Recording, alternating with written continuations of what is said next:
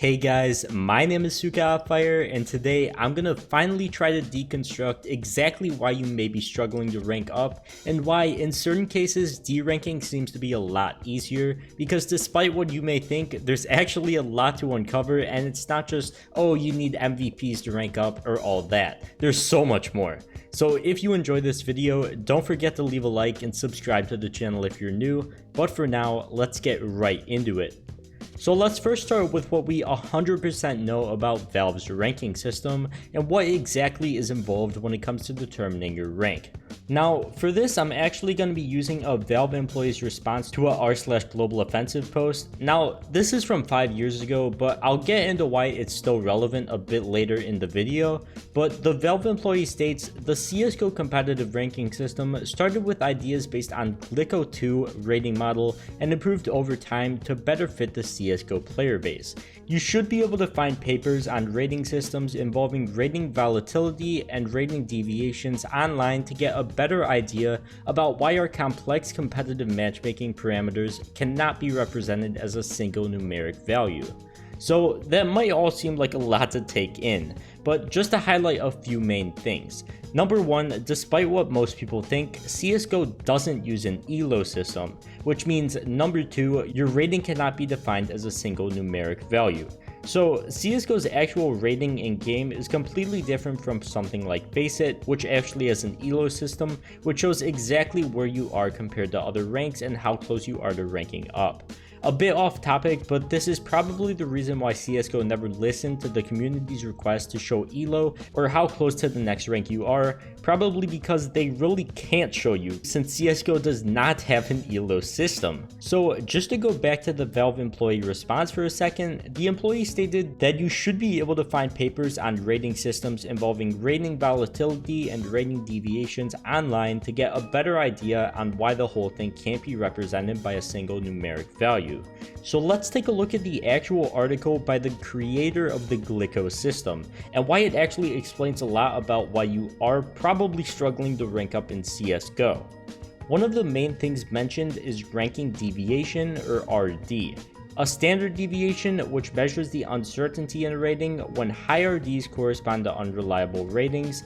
A high RD indicates that a player may not be competing frequently, or that a player has only competed in a small number of tournament games, or in this case, competitive matches. So this all still might seem a bit confusing, but to clear it up, further in the article, the creator of Glico states his/her RD changes both from game outcomes and also the passage of time when not playing.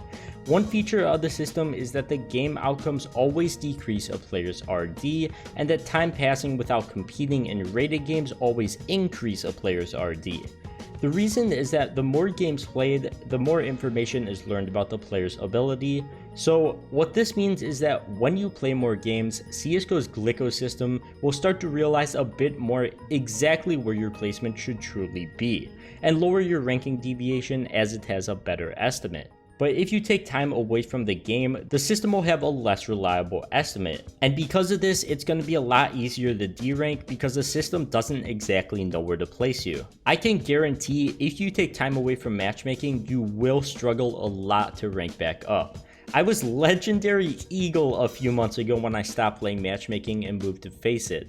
Since then, I've come back a few weeks ago for my placement games, got placed at MGE, and within 2 weeks of that, I haven't really had that bad of a win-loss ratio, but I've deranked 3 times to Gold Nova 4, so now I realize it was all because of my long break from matchmaking, and it ended up giving me a higher rating deviation.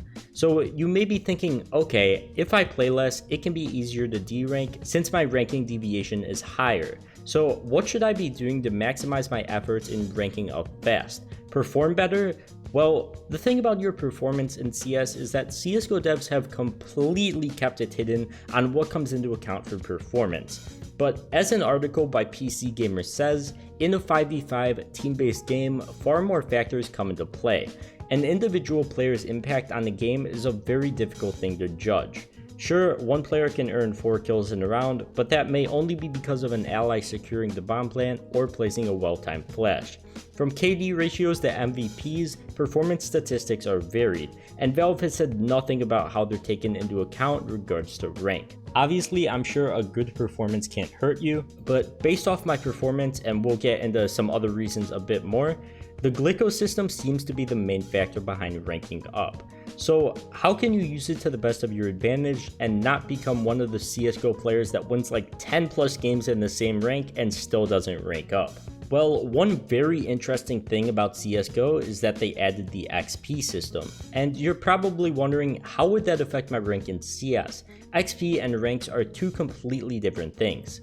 Well, honestly, this is just a theory I have, and it very well might not be right, but I think your gained XP in CS might be similar with your ranking deviation in the aspect of how bonus XP works in CS. If you didn't know, pretty much once you've reached certain amounts of XP over a week's time, the bonus multiplier starts to go down. You can see at the end of the game what your current multiplier is, but if you ever reach more than 11,167 XP for the week, or the XP multiplier that only gives you 17.5% of the base XP, I believe it becomes a lot harder to rank up because your ranking deviation is so small, and it might cause you to find yourself constantly stuck at the same rank for a while. Now, because of this, I'm not just going to tell you to stop playing CS once you've reached the XP reduction for the week, but I think balancing your competitive matches out to only a few a day, a consistent number of times a week, is the best way to keep your ranking deviation somewhere in the middle and not having to win a million games to rank up between matches. Avoid taking huge breaks between matches as its ranking deviation will increase, although it does seem impossible to keep your ranking deviation from getting lower, so sometimes you will notice that it's harder to rank up because as you play more games, it is guaranteed to get lower. You'll notice that when streamers particularly do Road to Global from Silver 1, they really struggle to rank up sometimes because of how consistently they're playing games, just one after another after another. So just try not to grind out too many games in one day and spread them out if you're really focused on ranking up. And based on my story before and the explanation of the Glyco system, taking long breaks really isn't good for your rank and seems to lead to degradation, so overall, avoid that at all costs. Keep on a consistent schedule, and at the end of the day, winning matches seems to be the main thing you have to worry about. So try to have a go-to queue of people to play with. But don't overdo it. Playing too many games, number one, is just going to stress you out and you're going to get tilted. And based off all the stuff I've read about the Glyco system and the Valve employees' response, playing too many games in one day isn't good for your rank either way. So it's really helpful. Trying to get yourself on a consistent schedule will not only be best for your sanity, but it seems like it'll be best for your CSGO rank as well. But besides that, I hope I did do a good job explaining roughly how the CSGO ranking system works and how to capitalize off it. So if you did enjoy this video, don't forget to leave a like, comment, and subscribe to the channel if you're new. But for now, thank you guys so much for watching, and I'll see you guys in the next one. Peace.